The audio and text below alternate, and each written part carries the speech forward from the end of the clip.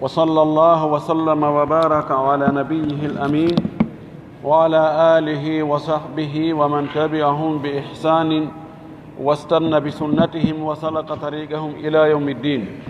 اللهم لا علم لنا إلا ما علمتنا إنك أنت العليم الحكيم. اللهم علمنا ما ينفعنا وانفعنا بما علمتنا وزدنا علما. اللهم اجعل علمنا حجة لنا لا حجة علينا. رب اشرح لي صدري ويسر لي أمري واحلل عقدة من لساني يفقه قولي. قال المؤلف رحمه الله: الجلوس لها جودنagol fi habbitagol muññintinnoɓe. ɗe gandi darsu men mo sakkitiɗen janngude on ɗo ko fi at-ta'ziya, ɗum woni muññintinnugol faatoraɓe. jon noon faatoraɓen ɓe jooɗagol ɓe habbo muññintinnoɓe hiwrondiregol. as-sunnatu sunna on an yu'azza ahlul mayyiti ko nde muññintinnete yimɓe mayɗo on wa aqaribahu e ɓattodiraɓe makko ɓen summa yansarifu refti yaha huccita kullum gooto kala fi hawaijihi e haajuji mum duna an yajlisa ahadun ko alda e jooɗagol goɗɗo hay gooto, ko alda e jooɗagol ɗon hay gooto, sawa an foti a kana almuazza aw muazziyan, foti noon ko wonaɗo e muññintinnede on ma ko wonɗo e muññintinnude on. O wi sunna on den waɗi ko hiwrondirgol e faatoraɓe ɓen muññintinna ɓe, torano Allah faatiɗo yo Allah yaafa mo. summa yansarifu kullun, fopp yaha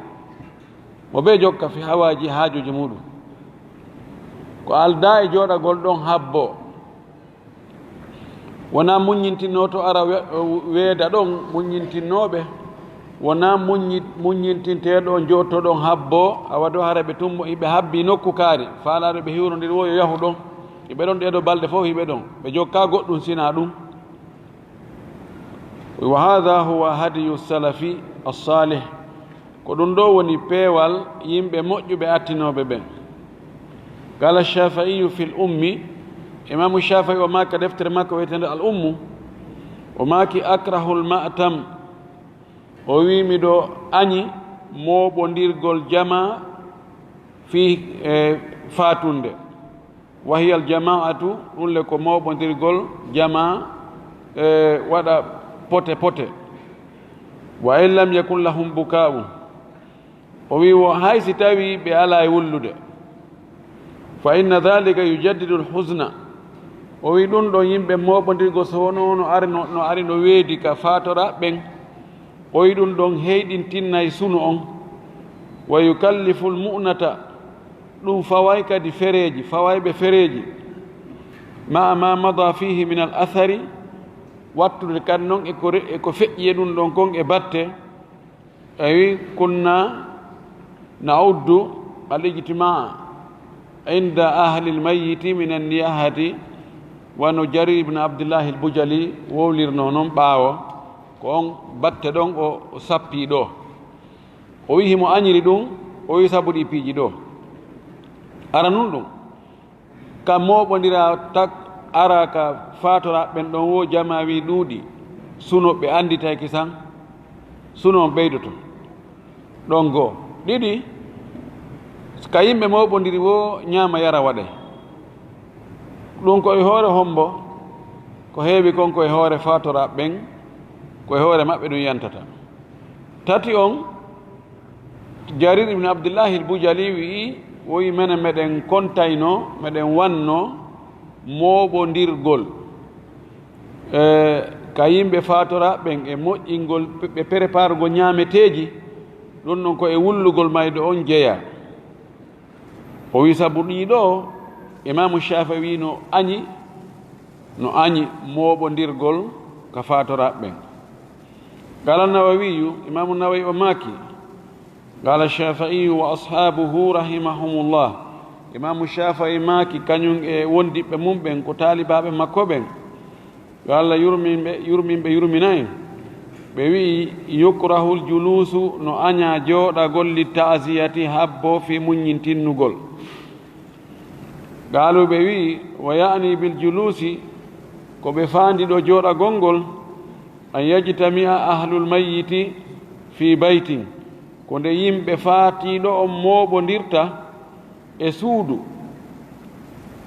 li yaqsidahum fii yo faando araka maɓɓe ɗon man arada ta'ziyata faalaaɗo muññintinnugol ɓe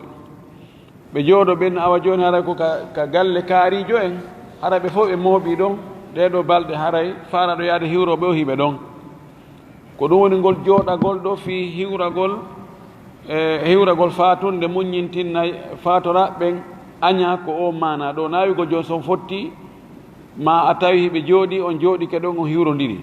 ko ani jooɗagol habbo ɗum ɗon accita haajuji ɗin fof tawa yata e activité ji mum ɗin fof jooɗo ɗon habbo balɗe ko ɗon ɗo imamu Shafi'i e taaliba mum ɓen wi hino añi bal o wi accu yambagi no haani an yansarifu nde ɓe yahata kamɓe faatoraɓe fi hawaaji e haajuji maɓɓe ɗin wala farga bayna arrijali wannisa'i fi karahati ljulusi laha o wi serta ala ko sendi hakkude worɓen e rewɓen fi jooɗagol habbo fingol muññintinnugol ɗo fof no fota sarraha bihi almuhamili karama ko joyte almuhamili o feññini ɗum koye Shafi'i en koɓɓen o jeeya wa naqalahu an nassi alshafi'i radiallahu anhu o eggi ɗum e ƴiyal ko Shafi'i maaki kanko tigi yo Allah yurminmo wa hadihi karahatu tanzihin o wingol añugol ɗo ko añugol tun fi laɓɓingol na añugol fi harmugol dey sinama karahatu tanzih ko fi tun yon tigi añugol tawa neɗɗo on no foti e ɓurnude hoore mum ɗin piiji foti e laɓɓinde hoore mum e ɗin piiji ay si tawi on no jilɓi ene no waɗe ka wattake ina he habboyo giɗo mimi naata e ɗum ɗo wiye karaha tanzihiya ida lam yakun ma'aha muhdathun akhar si tawi won daali e ngol jooɗagol habbo fi muññintinnugol ngol piiji fuɗɗaadi goo bid'aji goo fa in damma ilayha amrun akhar min albida'i almuharramati si tawi bakondiri e ɗum ɗon jooɗagol habbongol hunde wonde goo immorde e bid'aji harmuɗi kama huwa alghalibu minha wana ɗum woniri ko ɗum ɓuri jaalade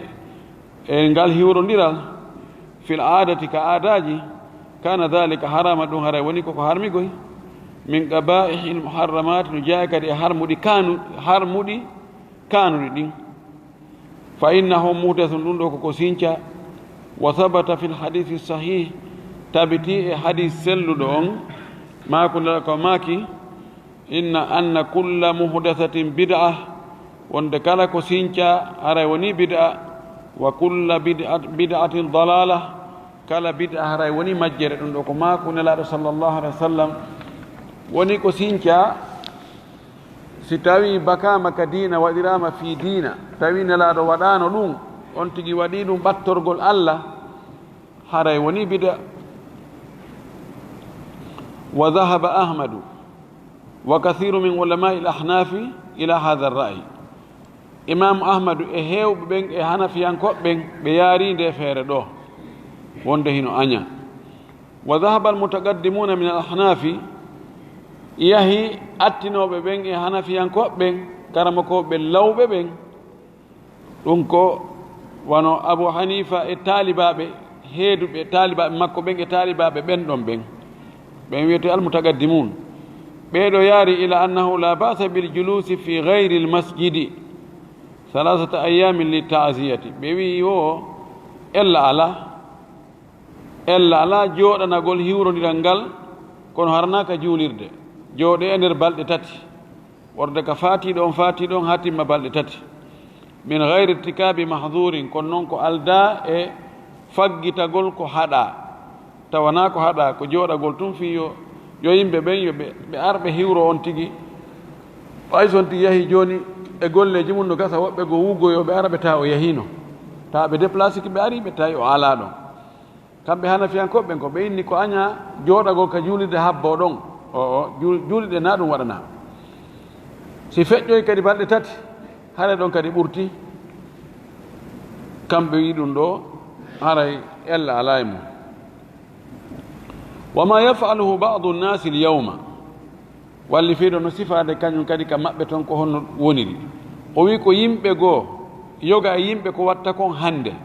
min al ijtimai li tasiyati immorde e mooɓodirgol fi hiwrodiral tumbodire fi hiwrodiral fatunde wa iqamati assuradiqati e darnugol fontugol tantiji fonta waɗa para waɗa julle waɗa fleur ji waɗa suradiqati sinama suradiqati ko kala ko prépara moƴƴina on tantiji waɗe ampoule ji moƴƴine hara a yaltatoyi no he ɗo ko fatunde woni ɗo a yaali ko waɗa ɗon kon o wi ɗum ɗo wa farshi albusti e weƴƴutugol e tapiji weƴƴutugol mbertateriji wa sarfi l amwali ta'ilati e dépensugol jawle ɗuuɗuɗe sarf finansugol firlutugol jawle ɗuuɗuɗe min ajli l mubahati sabu tun e mawninkinnare mubaha hollitagol wal mufakharati e ɓurodirgol fahru wasondirgol yani hollugol menen ko ɓe ka fatunde ɓen ko waɗa ɗon ko hari sifa ɗum yiyaka ha hande mubaha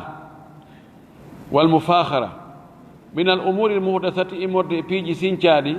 wal bida il munkarati e bid'aji añiniɗi allati ɗi yajibu no waɗɗi alal muslimina e hoore julɓe ijtinabu ha woɗɗitagol ɗi wa yahrumu alayhim fi'lu ha no harmi e maɓɓe waɗugol ɗiɗo la siyama tentinino wa annahu yaqa'u fiha wonde no yana no waɗa e nder ɗin ɗon ɗen tumbodira ɗon kasirun ko heewi mimma yukhalifu kono lundo hadiya alkitabi peewal deftere allah nden wa yunaqidu tawa no piyodiri no bonnodiri naqada ko firtugol ko luutodirgol ko contestugol no luutodiri taalima sunnati e ko sunna on jangini kon janginalle sunna ɗen wa yasiru ɗum no yaara wifqa adati l jahiliyati ko e hoore nanodiral aadaji majjiyanko o wi katta ganni bil qur'ani wano ñuñcorgol qur'ana inde he ko hombo ɓuri wawde ɗo leeɗugol janga qur'ana leeɗa janga alqur'ana on a sikka e wonɗo yimude foppo toon allahu akbar allahu akbar bismillahi rrahmani rrahim allahu akbar taganni seeɗa ni ko hayta waɗe gimi tun ko ɓay wiyete ko fatunde ta gimol e fatunde jillu kono fayda sa anani qur'an no jangi a tawa ko faalaɗo yimugol ni ko pawgaɗo yimugol ha heeɓi ɗo corfum ka nandintinna wa adami iltisami adabi tilawati e angal waɗɗintinnagol jogito neediji janngugol alqur'ana wa tarki l insati accugol heɗitagol kadi janngugol ngol wa tashahuli anhu e sohlingol gaayngol janngugol bi shurbi duhani wano fiimugol cigarette woɓɓe no fiimude wa gayri e ko nandi e muɗum o wi ɗum ɗo walam yaqifi l amru inda hada l haddi wurin fiyake on daraki e ngol keerol ɗo naa ɗo hatti feƴƴoyi bal accu tajawasahu yawti ɗum ɗo ko sifa ɗo ko inda kathirin min dhawil ahwa'i ka heewi e ɓe yimɓe joomiraɓe mbeleɗe jokkuɓe mbeleɗe falam yaktafu ɓe yondinoraali bil ayyami l uwali ñalormaji arde ɗin tun e fatunde nden bal accu jaaluɓe waɗi kadi yawma al arba'in ñande capannay fatagol mogol yawma tajaddudi li hadihi lmunkarati ko ñalol ma heyɗutugol kadi ɗi añiniɗi ɗo wa i'adati li hadihi lbida'i ko fillitagol kadi fahin ɗi bida'aji wannoɗi ko wanno ko ñande o faati e bimbi nden ñande e bimbiti nden ñande fayda nden yontere ɗon ɗin munkaruji ɗin bida'aji wannoɗi ɗo ñande capanne kadi ɗi fillite wa ja'alu dhikra ula bi munasabati mururi amin ala alwafati ɓe waɗi kadi andutugol aranol ngol fi feƴƴugol hitande gila o faati si hitande timmiti ɓen awa ko faɗɗi janngo ɓe heɓata hitande ka ɓe beeli ka gaburu maɓɓe ɗon awa ɗon kadi haray koyo tumbodire noddite wa dhikra thaniya fayin kadi e anditugol kadi hitande ɗimmere nden ha yaha kala ka hitande hewtiti koyo moɓodire waɗe ziyaraji waɗe pote pote iwre nokkeli fof sinani e binani fof moɓodira ɓe jaaroɓe no jaara janngoɓe no jannga yimoɓe fayda no yima no ukkodira no woyo wayare asikkay tun lanjari wi wa hakada wano ni mimma la yattafiqu ko tawata nanodirta few ma aqli wondude e haqqille hisude wala naqli wona ko egga kadi itta e nelaɗo ma itta e allah harano selli o wi ɗum ɗo sikki ala ɗum ɗo kan hino harmi ɗum ɗo himo sifo ɗo hunde a sikkay miɗo reeni nde ɓay oɗo ko wuuri ko misra wano misra en wona soudan en e maghribil arabi ɗo ko sifi ɗo ko o hewtinali ko woni heewa wadde ɗum ko wano saudi no sindi hay si tawi woodi to waɗay ɓe waɗay e nokkure ɓe fontay base ɓe weƴƴitay tapiji ɓe jooɗo awa yimɓe ara oɗo siwro salmina fayda nder ñallal ngal ɓe waɗay kono si feƴƴi ɗo kamɓe kadi hara ɓe ñobbi ɗuuɗa waɗoɓe ha janngo kono wono soudan en wono misra en e leyɗe goɗɗe goo sina hara ko yimɓe sunna ɓen piiji e munkaruji piiji añiniɗi e bid'aji ko watte kon e muɗum si fatunde waɗi no ɓuri enen ko watten kongoy enen kadi noon munkaruji no heewi toon piiji añiniɗi piiji haɗaɗi no heewi ka tumbodire fi fatulleji wadde e fawgol ɓe defugol taw piiji e defa wara adda jiji kasiyeji ji e ndiyam kaɓɓe ndiyam defa ɓe fereji molanaɗi allah ko hanunoɓe wallitede tawa ko kamɓe joni woni e wallitade yimɓe ɗum ɗo ko e munkaruji ɗin jeeyagoy o wi ɗum ɗo buy ko waɗirta ɗum fayda ko holli ko yiinori wiye he ɓen noon ɓe geri goɗɗum ara ɓen min mi sikkuno ɓen marirano goɗɗum kono kayaɗa o ñiri no jooɗi ñaama ha ronka ñaama ha enen kamen weeruno ɗon ko ari miranji tati ɗon hay yuwaka honndu mubaha koko fille koko mante nano haniri few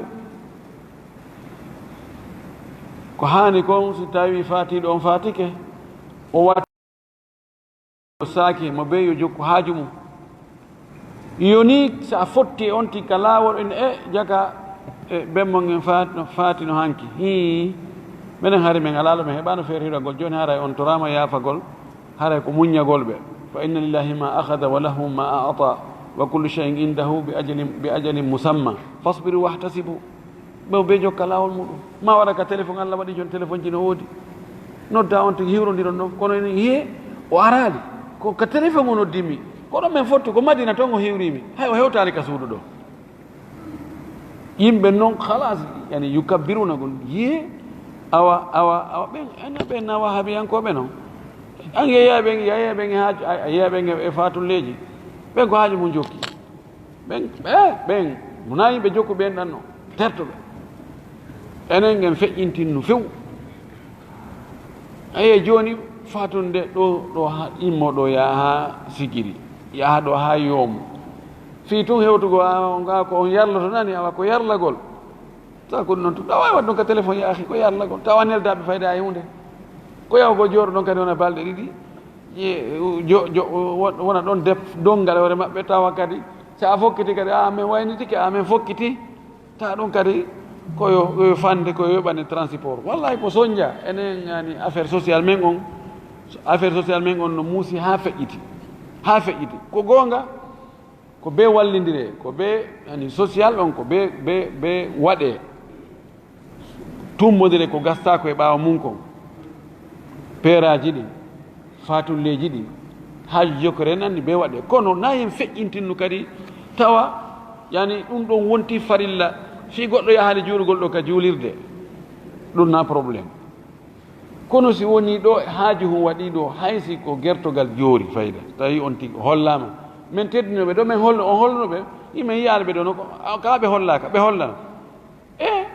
kamɓe ɓe holle ɓe ron ka arde ɗo ɗum ɗon ko tana molanaɗo tawa fi on ti yaali ka julde juuloyi ɗum ɗo nafus ɗum ɗo kadi koko feƴƴitigoy no foti hunde fof kala ko feƴƴiti ka haani ɗon ko lorra wontanta waɗɗo on kullu ma jawasa al had aada e ala did ziyaratu quburi juuragol qabruji ɗin ziyaratu quburi mustahabbatun lirrijali juuragol qabruji ɗin juuro berɗe ɗen ɗum no yiɗana worɓe ɓen lima rawahu ahmad wa muslim wa ashabu sunani sabu ko ɓeeɗo filli kon abdullah ibnu bourayda an abihi o yitte ɓe makko ɗum ko bourayda al aslami anna annabiya sallllahu alayhi wa sallam qal wonde nulaɗo allah o maaki kuntu mi wonina haytukum hari mi haɗi on an ziyarati quburi fi juuragol gaburuji ɗin hari mi haɗi on ɗum fa zuruha kono juureɗi noon yahe juureɗo gaburuji ɗin fa innaha no gaburuji ɗin tudakkirukum l akhira andintinnay on fi l akhira sonti yahi ka berɗe o yii gaburuji ulfitiɗi o yii ɗen gayɗe ɗon o andi wonɓe ɗon ɓen inoɗa ko ceerno kaari wonnoɗa ko docteur kaari woniɗa ko oustage kaari woniɗa ko alaji kaari woniɗa ko bappan kaari woniɗa ko ben an en beeliɗo ko yumman en woni ɗa ko jajan kaari woni ɗo ko ɓiɗɗo kaari on woni ɗo o anda ɓeɗo hari ko immode jooɗode ɓe hari no doga fi aduna no o dogirta noon ha kafa bidalika wa'iwa ɗum no yoni ko waajo no hani ɗen ɗo balɗe fof so yewti haramo wiyen ko on ɗum ko aduna tum no foti on tigi waajitora ɗum ɗon kono joni hay si yahama toon tawa ko jallugol ko téléphone ji ko awmodiro ko sama kala wi allahu mustaan wa kana annahyu haɗugol ngol wonino ibtida'an ka fuɗɗode ko nelaɗo haɗirno kon ka fuɗɗagol haɗugol mo li qurbi ahdihim bil jahiliyati ko sabu ɓattagol e mbowka maɓɓe kan e majjiyankoyagal ahad koɓe ka wowugol ngol aadi maɓɓe ndin e majjiyanko neɓali fayda hiɓe sorti tun e majjiyankoyagal naati ka diina ɓe lannali taw adoptade e diina kan ha joni mbowkaji jahiliya ɗin fayda ɗi lannali iwde ɗen andi noon e jahiliya shirkuji maɓɓe buy e bide aji maɓɓe koye ɗi fureji ka gaburuji ko ɗon shirkuji buy ko ɗon wonno ɗum noon nelaɗo fi wotta ɗum wotta nandutu ha on tigi na andarale dow o l'islam fayda ɗum ɗagoye seeda nelaɗo haaɗi he yagol juuragol gaburuji ala toon few o wi wa fi lwaqti alladi lam yakunu yatawarra'una fihi e waqtu mo tawata hari ɓe wonali hiɓe rento e on waqtu ɗon an hajri l kalami e haalaji bonɗi wa fuhshihi e haalaji ñidduɗi tawi so neɗɗo woowi o fini o tawi mawɓe makko e mamiraɓe makko e tedduɓe makko foppude nden hunde o janɗi e ɗum sortagol e ɗum na nde wotere na hakkude bimbi e kikiɗe tawi wonde ƴuñƴoto on tigi tun o nde wotere tun o wowla ko wowno wowlde ko ɗum o fani hajrul kalami ko haala fotaka e tertede fes haala bonka hoyreji ma mawningol ko hanano mawninde sabu ɗum nelaɗo wi wo taw yew ka gabaruji toon few falamma dakhalu fi l'islam saga ɓe natnono ka l'islam watma annu bihi ɓe tabiti ɓe ñiiɓi ɓe hiɓidi e l'islamu on wa arafu ahkamahu ɓe andi ñawoje l'islamu ɗen ko harmi ko dagi adina lahum shari'u bi ziyaratiha on to mati waɗowo sharia on o newnani ɓe noon juuragol gabaruji ɗi ɓayo andi joni ko hulano kon daɗama wa an abi hurairata radiallahu anhu itama abu hurayra anna annabiya sallllahu alih wa sallam zara qabra ummihi nelaɗo juuroyke gabaru yumma makko fa baka o wulli wa abka man hawlahu o wullini wonɓe takko makko ɓen o wulli ha wonɓe ɗon ɓen fof wulli fa gala annabiyu sallllahu alayhi wa sallam on tumata nulaɗo allah on maaki istaadantu rabbi mi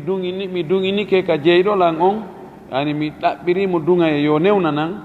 an astahfira laha nde mi toranto yumma an yo allah yaafoɓe falam yadan li kono o newnana allah torike allah yo allah newna nan mi torano yumma an en yaafa fiye kono o newnali wastaadantuhu mi duŋinimo kadi an azura qabra ha nde mi juuroto qabru makko on kanko yumma fa adina li ɗon o newnaninmi fazuruha juure gabaruji ɗin fa innaha no ɗi gabaruji tudakkiru lmawta ɗi andintinna e mayde ahmadu wa muslimu wa ahlu sunani illa tirmidiya walamma kana almaqsudu min aziyarati sanga nde wonno noon fandare nden e juuragol ɗi gabaruji ko fanda toon attadakkuru ko andutugol attadakkura ko andutugol wal itibara e taskagol jaza dagike wurin ziyaratu guburil kafarati hay juuroyagol gabaruji heferɓe ɓen li hada almana sabu o mana ɗo nafsihi oɗo mana tigi o mana e hoore mum nde wonno fandare nden yawgol juuroyo gabaruji ɗi ko fi andutugol e fi taskagol e fi waajitagol wona fi ɗaɓɓoygol toon ɓural ɗaɓɓoygol toon huntugol haaju mum ɗaɓɓoygol toon daɗal tawde na ɗum woni ko fanda ɗo hay gabaruji hefer ɓenno sella ka immoɗa yaha ha ka gabaru excellence kaari michel kaari papuru kaari ara ndara ka o waali andita teddungal ko o teddinano andita hula an kadi ta timmu e hoore keferagal ta yahoy ha nokku o waylito waajitora ɗum ɗon kono noon yalla ala ɓa here maksuudu on ko fanda kon ko ya waajito fa in kanu zalimina wa akhadahum llahu bi zulmihim si tawi noon ɓe ko ɓe tooñunoɓe allah nangitiri ɓe tooñe maɓɓe ɗen halki ɓe ustuhibba hara yiɗama albuka'u wullugol wa idharu liftigari ila llah e yaltintinnugol feññina hato jingol faade allah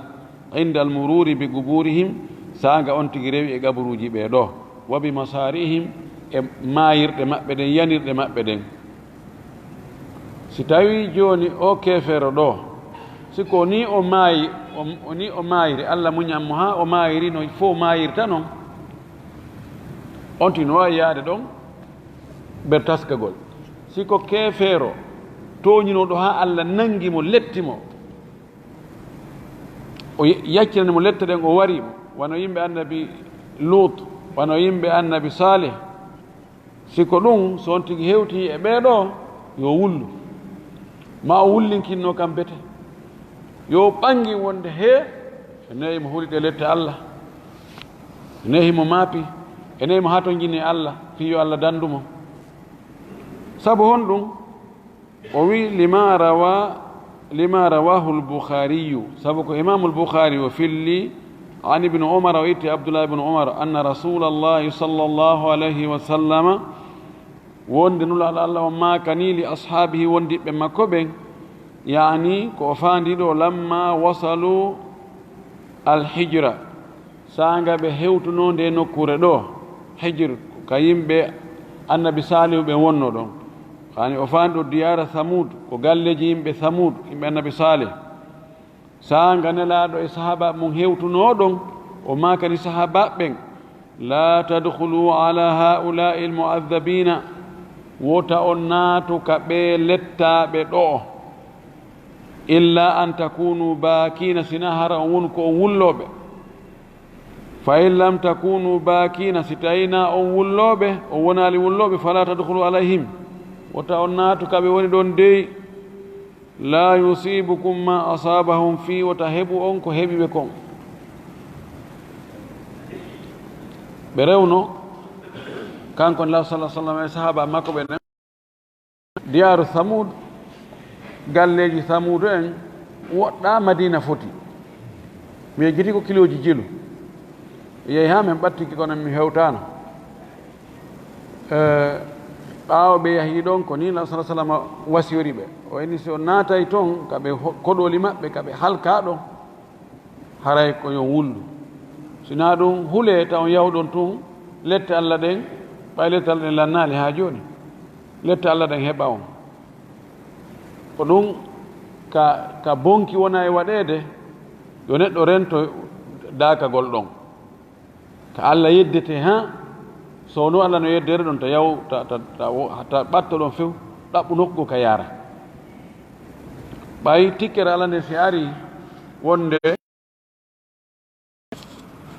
hayɓe bonnaɓen reway e muɗum yimɓe noon immintinnoye mo ɓe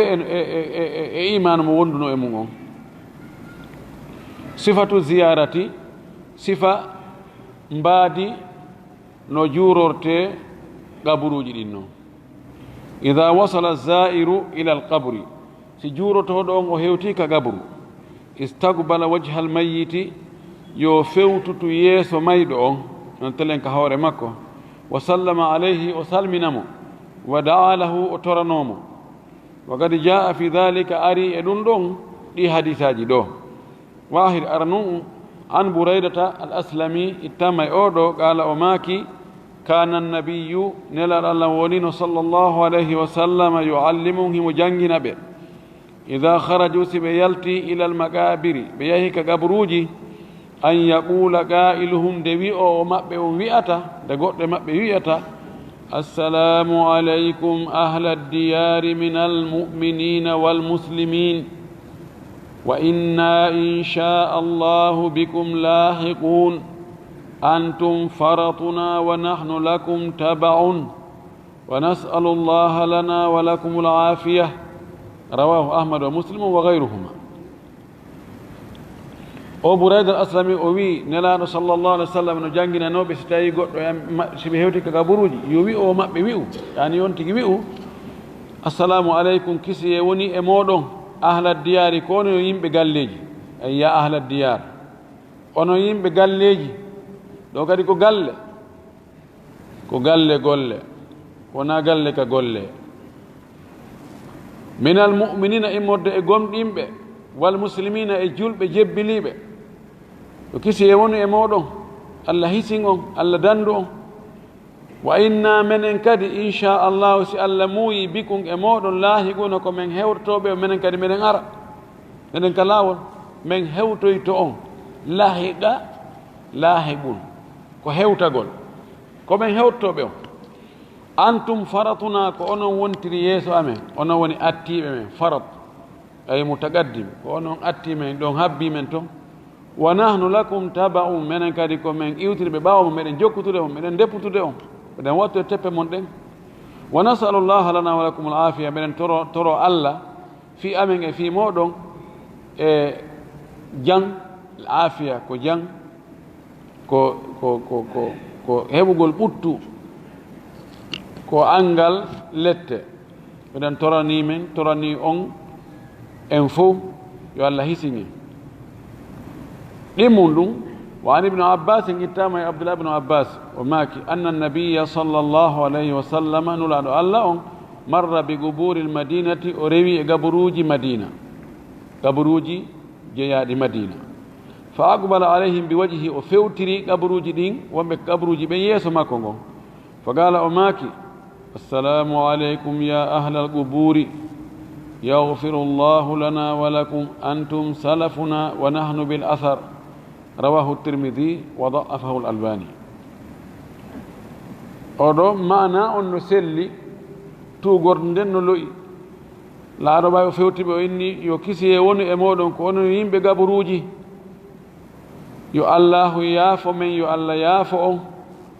onon woni attiɓe men ɓen menen kadi ko men e batteji mo wona hano bil athar menen kadi meɗen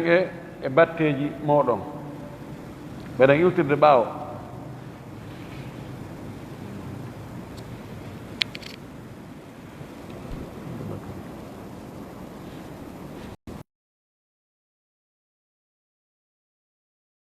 ماذا يوتر بقى الأثر يعني هو الذي يتبع الأثر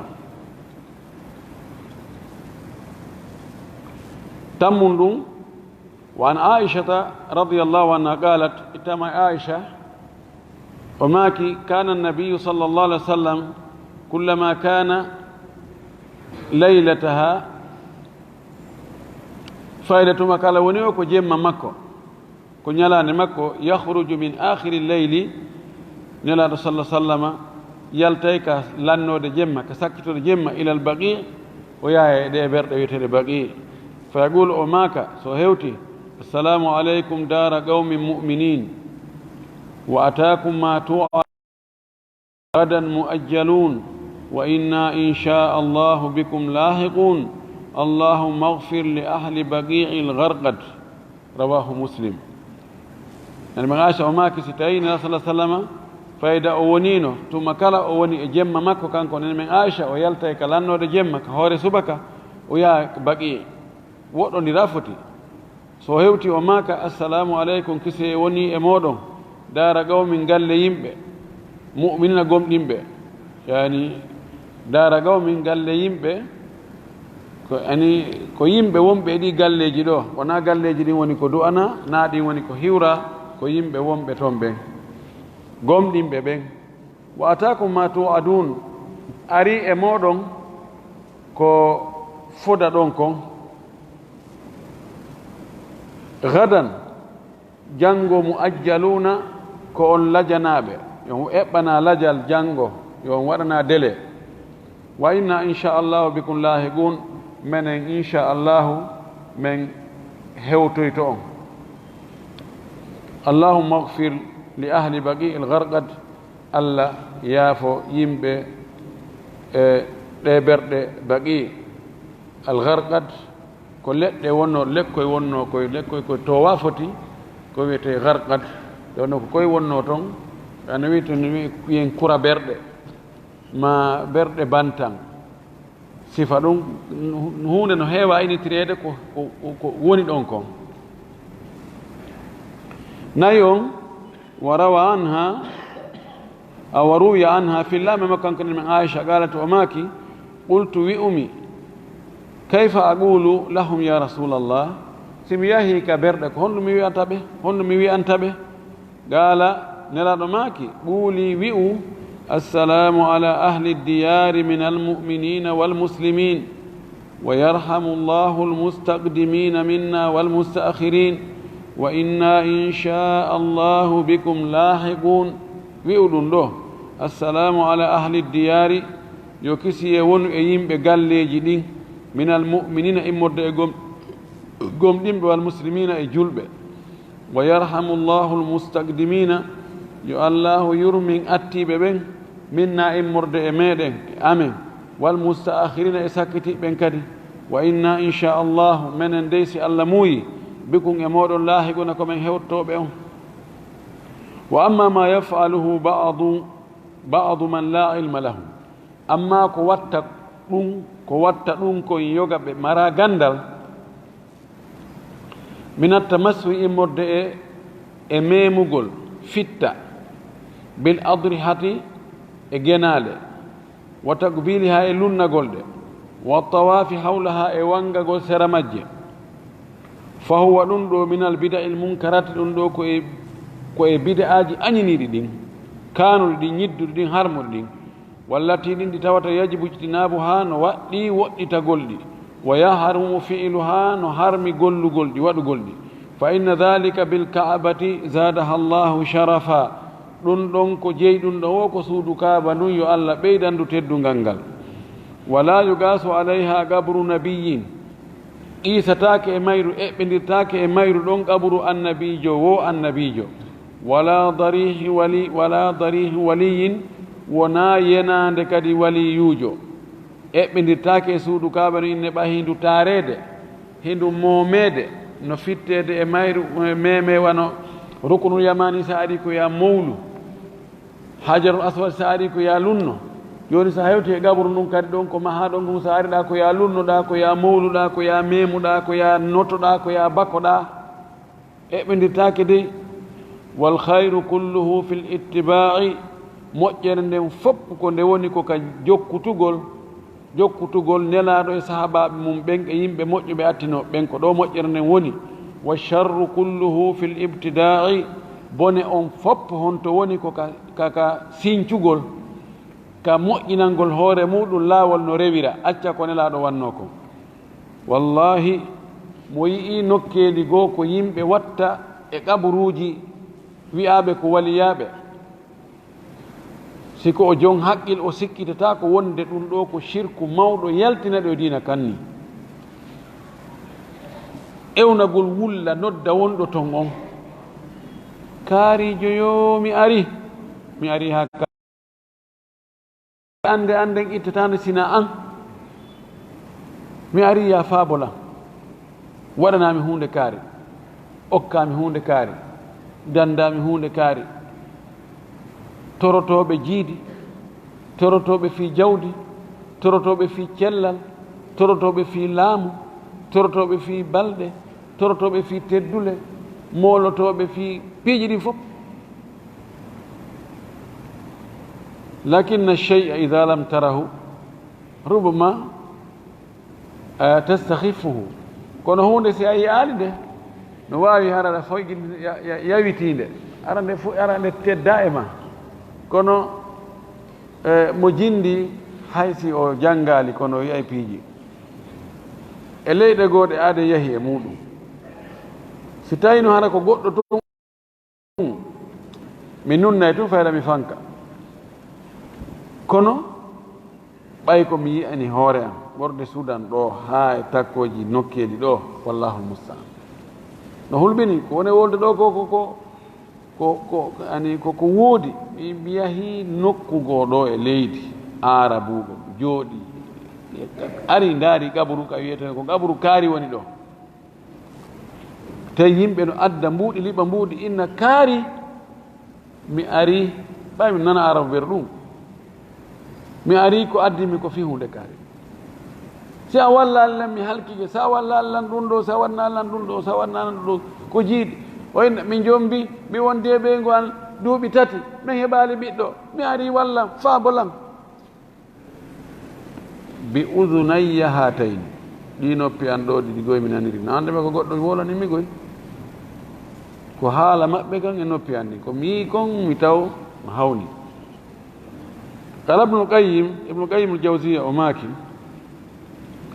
kana nabiyu nelaɗo allah woni sallllahu alih wa sallam ida zara alqubura si o juuri ke gaburuji ɗin yazuruha o juuroreɗi liddu'a'i sabu du'anagol li ahliha yimɓe wonɓe ka gaburuji ɓen wattarahumi alayhim e yurmingol ɓe toro allah yo allah yurmin ɓe wal istighfari lahum e toragol allah yo allah yaafoɓe fa aba almushrikuna ɓe shirkoɓe kamɓe sali illa du'a almayit sina toragol mayɗo on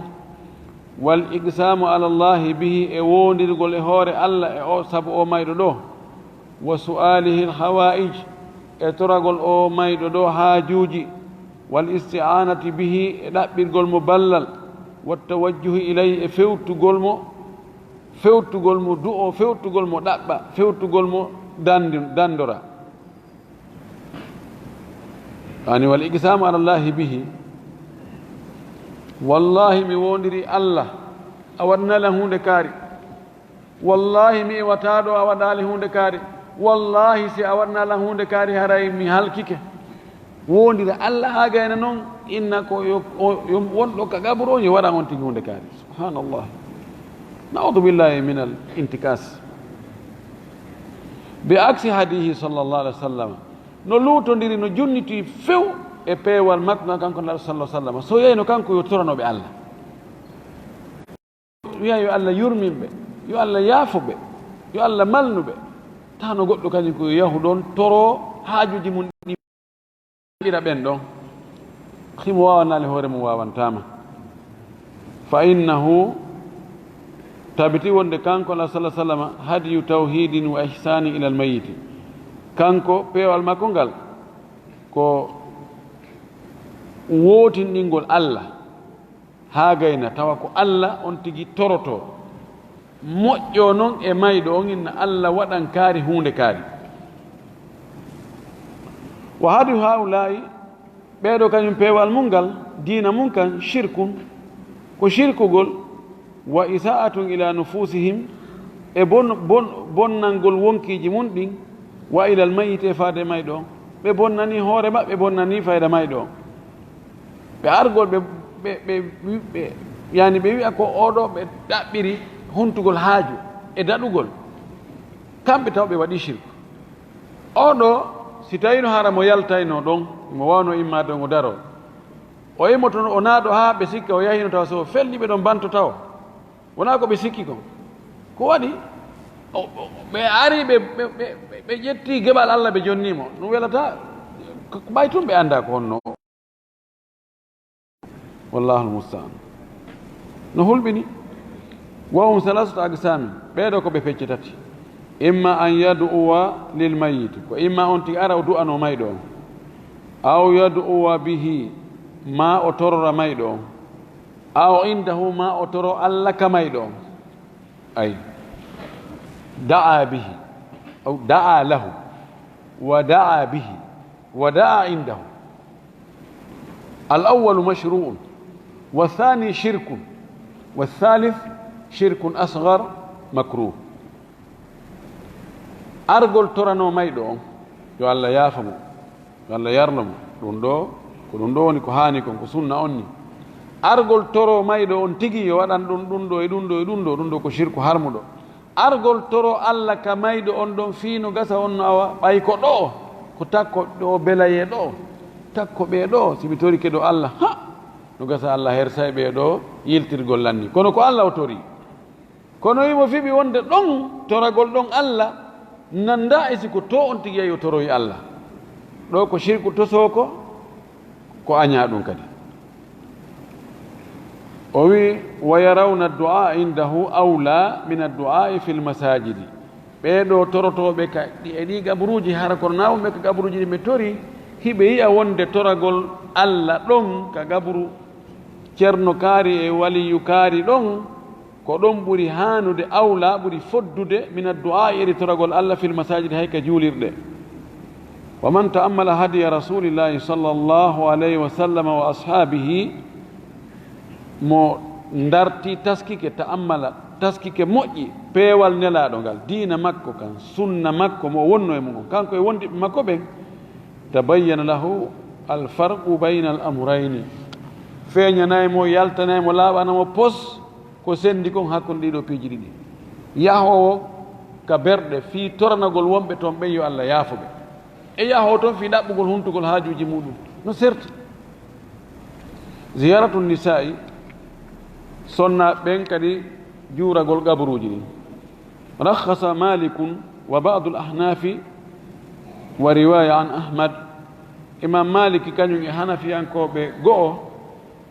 ko fillaye imam ahmad ɓeɗo newni wa actar ulama'i e ko ɓuri ɗurde koye karama koɓɓe ɓe newni fi ziyarati nisa'i lil quburi si sonnaɓe yagol juuroyo berɗe ɗen gabruji ɗin li hadithi aicha ɓe tippi koye hadithi mo aicha filli radiallahu anha ka o wiɗon kayfa aqulu lahum ya rasulallah en jangi hadith on ɓaawo aicha wi enene laaɗo ko ɗum mi innantaɓe ay inda ziyarati ha lil quburi sanga juuragol mo kanko aicha gaburuji ɗin honno o wiyata wagat tagaddama e ɗum ɗon oɗo hadis ari an abdillah ibne abi moulayka anna وقد تقدم oɗo feƴƴi no hadis on no doga وروي عنها أنها قالت قلت كيف أقول لهم يا رسول الله قال قولي السلام على أهل الديار إلى آخره وقد تقدم عن عبد الله بن أبي مليكة oɗo وقد تقدم دون فتي دراد نقطة إن وعن عبد الله بن أبي مليكة اتامي عبد الله بن أبي مليكة أن عائشة وندنين من عائشة أقبلت وفوتتينو وإمي ذات يوم يندقو من المقابر مؤيرك قبروجي فقلت وي من عبد الله بن أبي مليكة كوي كبار التابعين وجيا وي مومي يا أم المؤمنين كو أن يوم جلب به من أين أقبلتك أنت إودا قالت أوي من قبر أخي عبد الرحمن كو قبرو سيدو عنون عبد الرحمن كتو ماكو فقلت لها من نمو أليس كان نهى رسول الله صلى الله عليه وسلم عن زيارة القبور أنا نلا دوناني هاري وهادي في جورة القبر جدين قالت نعم لأن من عاش ماك هي وهادينو كان نهى عن زيارة القبور وهادينو هاري ونينو هاري وهادي جورة القبر جدين ثم أمر بزيارتها رفتنون ويمروا باودون دون جورة القبر جدين رواه الحاكم والبيهقي وحديث دو او بات دو في الليمو كو امام الحاكم النيسابوري كمستدرك مكو البيهقي كسنن الكبرى وقال او كان امام البيهقي تفرد به بسطام بن مسلم البصري او دو ودودي او حديث دو نغتا او دو كو حالا جوكي سيدا وقال الذهبي امام الذهبي وماكي كان صحيح حديث نسلي وفي الصحيحين أريك السل رديدي صحيح البخاري صحيح مسلم عن أنس إتا أنس بن مالك رضي الله تعالى عنه أن رسول الله صلى الله عليه وسلم مر بامرأة عند قبر تبكي على صبي الله نلا روي تكو سناجو نجودي قبر نولا بيدو مودو بيدو ماكو كسرى دون واري دون إما جودي تكو قبر دون إما ولا نلا روي دون فقال لها لا ما كنمو اتق الله هل الله واصبري من يدا فقالت وي وما تبالي بمصيبتي ما بنام مصيبه هبر لانهم وما تبالي بمصيبتي ما حكيتاك اي مصيبه عنهم فلما ذهب قيل لها ساقا لسنا سما يهنونو صناجو ويأنا إنه رسول الله صلى الله عليه وسلم أودي مجابدا دون كونلا دو الله نيغوي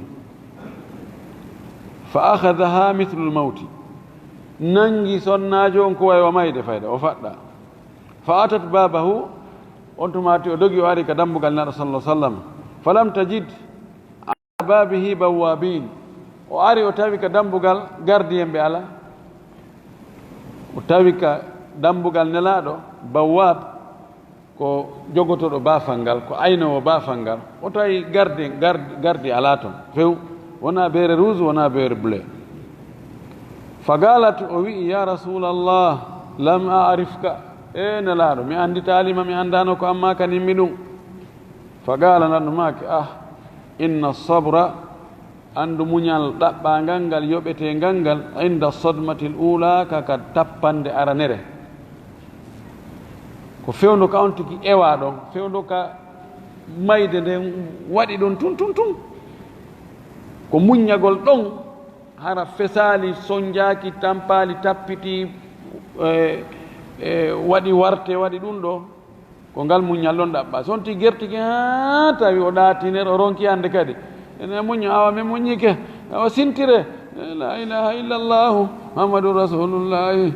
taw no wullino piitike seeki linci ala ko gerali kono joni ma podi e hoorema no falata joni ko ene no kodi fanke na ngal muñal ɗon almaki muñal ngal ko ara non ɗum ko law wa wajhu l istidlal aw wa wijhatu l istidlal yeeso dalilol gongol yani konto dalil on woni anna ar-rasul sallallahu alaihi wasallam ra'aha inda al-qabri falam yunkir alayha dhalika nelaɗo yii sonnajo on ka gabru takko gabru o wiyalimo ɗum ɗon moƴƴa ko arɗa ka gabru kon yani nelaɗo sallah sallam kon ɗum waɗi inkare e makko ko woni wullude kon koko woni wullude kon ko o wimo muñño si tawi no hara sonnajo yawgol juuro yo gabru moƴƴa laara wiyanimo kono adduma ka gabruji ga hono adduma ka berɗe kono ɗon o waɗalimo inkar fes o hollali ɗum ɗon wonde moƴƴa koko woni wullude kon o inni hulu allah muññoɗa o yayni a anda musiba komi heeɓi kon a haccitande na komi heeɓi kon heɓuɗa ayi si tawi no hara moƴƴano ka sonnajo yaha juuro gabru naɗo yiinomo toon wona fi taw ko wullayno ko na ɗum taw o haɗaynomo ko argo ngo he wota arga nani tamiye ɗo nani taw yaka gabruji nani ɗo ɓeɗo ɓe ƴetti wonde hi no dagi en andi aicha waɗi o landike laaɗo si ene simi yahi ka berɗe ko honɗum mi innata wonɓe ka berɗe ɓen laaɗo tindinimo si tawi no moƴƴano ka o yaha o inano yaha ka berɗe cooboti o wi wali anna aziyarata min ajli tadkiri bil akhirati o e tawde kadi dalil goɗɗo goo wonde juuroyagol gabruji ɗin ko fi andutugol lahara wa huwa amru yashtariku fihi ko hunde nde tawata no kafi ɗon worɓen e rewɓeɓen walaysa arrijalu bi ahwaja ilayhi min hunna worɓen wonali ɓurɓe haton jinde e andutugol fi lahara edi rewɓe ɓen ɓay wiyama joni ko fanda kon yawgol juuroyo berɗe juuroyo gabruji ɗin ko fi andutugol lahara fi andutugol lahara worɓe rewɓe fof no haton jinde mum goy siko worɓen tun anditi fi lahara huli allah sonnaɓen andital fi lahara sonnaɓen hulali allah ɓe yooloto ɓe yoolora hulɓe allah ɓen ko allah fa ɓen sonnaɓen hula allah nan sina ɗum haray ko masiba ko tana ko albalako wa kariha qawmu aziyarata lahunna li qillati sabrihinna wa kathirati jazaihinna woɓɓe goo e karamakoɓe goo añi sonna ɓen juuroyagol berɗe ɗen fi honɗum sabu fanɗugol muñal maɓɓe ngal e ɗuɗugol ɗeñƴere maɓɓe nde wippitagol ngol gertagol ngol jaza ko gertagol ko hollugol mettere hollugol mettende hollugol angal muñal no ɗuɗiri ɓe wali gawli rasulillahi sallllahu alayhi wa sallam e sammaku nelaɗo ka o maaki la'ana allahu zawarati l quburi allah huuɗi heewɓe juuragol gabruji rewɓe heewɓe juuragol gabruji ɓen rawahu ahmad wa ibnu majata wa tirmidi wa sahaha ko ɓeeɗo fillimo tirmidi wi himo selli cheikh albani wi kadi himo selli gaara alqurtubiyu imamu alqurtubi o maaki alla'anu lmadkuru fi lhadithi ndi kuddi jantandi ka hadis ɗo innama huwa andu ndin ɗon kuddi lilmuksirati min aziyarati ko hebbinoɓe ko fi hebbinoɓe juuragol ngol juuro yahoɓe juuro sowno sowno harno yaha juuroyo lima taqtadihi sigatu min almubalagati sabu ko landi ɗum ko ɗaɓɓi ɗumngol konngol ɗo immorde e fantingol zawarati heewɓe fa'al waɗugol buy buy waɗoɓe buy buy buy o wiyani zairat juurotoɓe ko heewɓe juuragol o wi wala allah sababa o wi no gasa sabu on kono laaɗo huɗiri ɗum ma yufdi ilayhi dhalika koko ɗum hewtinoyta kon ko yaltinta kon min tadyi'i haqqi zawji e yeebugol haqqeji modibbo sonnajo on wattabarruji e yaltutugol yaltintinna nokkuji fitinaji ɗin e worɓe ɓen wama yansha'u min asiyahi e ko sincoto e ɗum kadi fuɗɗoto e ɗum immorde wullaali wona hawi dalika e ko nandi e muɗum o wi no wawi hara sa ilano maaki allah huuɗi rewɓe heewɓe juuragol gabruji ɓen ko si tawi hara sowno wo sowno peren peren o yahi honto nene mo woni ɓe wi ɓe yahi ka berɗe juuroyagol gabaruji ɗin ya jooɗoyo toon ha modi bon ara hara ko ɓannana ɗum ala o wi no wawi hara ko sabu ɗum fi wota on tigui hebbin ɗum tawa sono ka landa o hari miɗo yano ka berɗe hari miɗo yaha juuragol miñan an ma ɓiɗɗo an o ma ɗum ɗo haqqeji gorkon yeebo ma tawa so noyi mo yalta yani sonnajo o jindugol to jinda o fitina e worɓe ɓen hay so tawi mo buumigo e nafiru noon e ko tawata wonde so yahi toon o wullay o arton ara mo wulla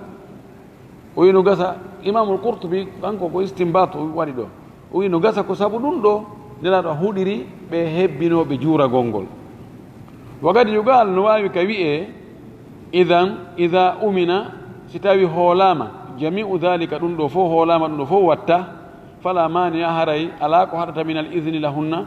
duginalgol ɓe newnalgol ɓe yawɓe juuroyo si tawi joni haqqe e modibo maɓɓe yeɓata ko ma on tigui ala moodi tawi o yaltintinta ko fitinta worɓe ɓen kon e ɓandu makko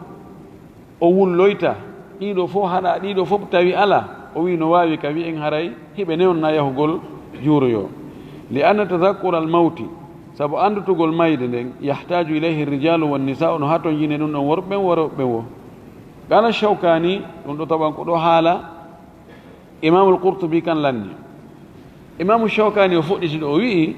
ta'aliqan ala kalami al Qurtubi o wowli o aggi e hoore ngol konngol imamul Qurtubi ɗo o wi wa hadha al kalamu ka haala ɗo ka imamul Qurtubi wowli ɗo kañum famiri noon e o hadis la'ana allahu zawarat al quburi o wi hadha al kalamu huwa alladhi yanbaghi itimaduhu في الجمع بين أحاديث الباب المتعارضة في الظاهر o wi ko ka haala ɗo woni ko haani tuugade e muɗum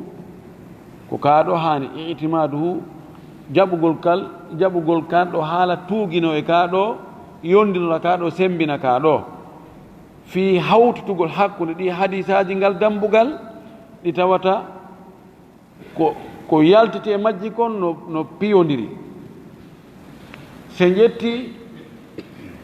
am on kuntuna haytu kan ziyarata quburi fazuruha ɗo worɓe rewɓe fof no naati ɗo se jetti ka nene men Aicha e qissa nene men Aicha e qissa o ɗo sonnajo mo laɗa tawi ɗum jooɗi gabru ɓiɗɗo muɗum no wulla ɗiɗo ko feeñi e majji kon ko wonde rewɓe no newna juuroyagol se ndaari o hadis ɗo la'ana allahu zawarat al-quburi en wi'ay si huɗama hara nayo nde waɗe joni noon fi mottidirgol ɗum ɗo hara ɗiɗa piraka ɗiɗa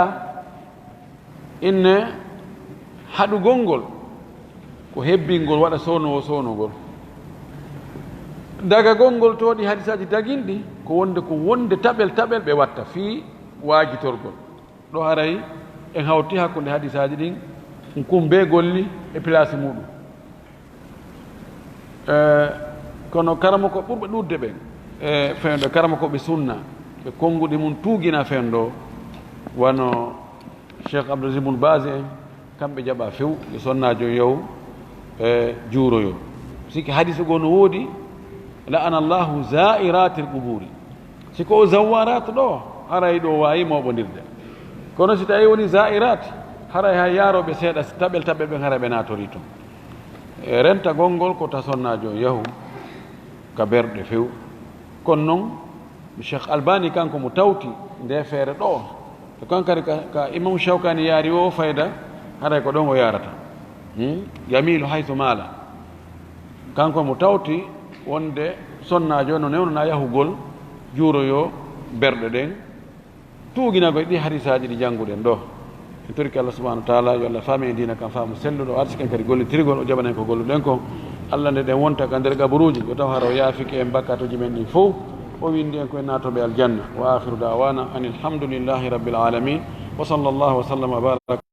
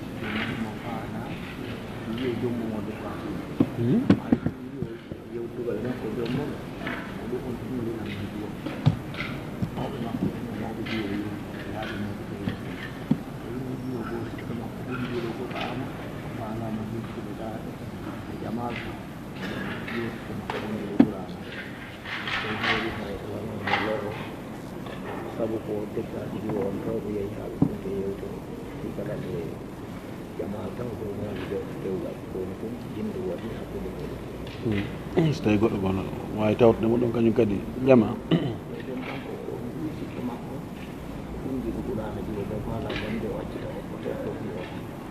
ha kanko suka o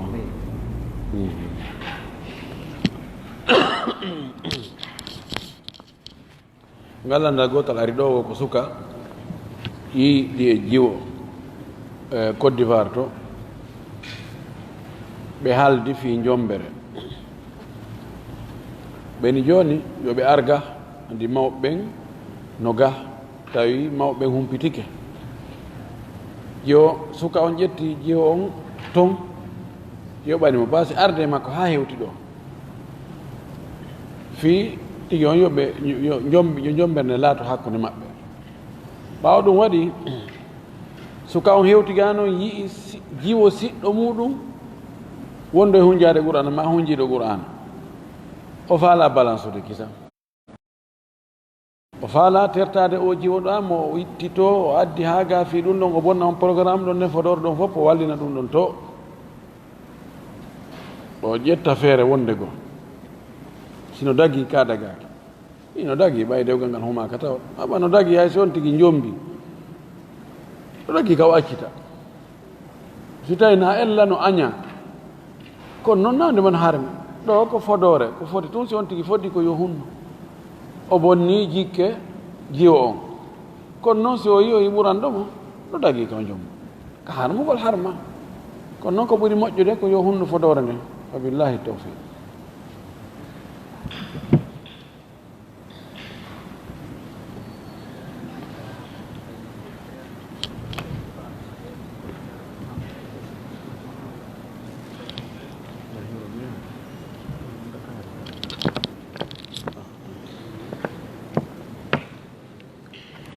alaji taha en ɗo geni haali ɓe ala ɗo ɓe seeni no Fuuta ɓe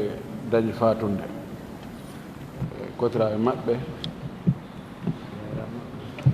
e sabuji maɓɓe faati toon haare ɓe toraniɓe dow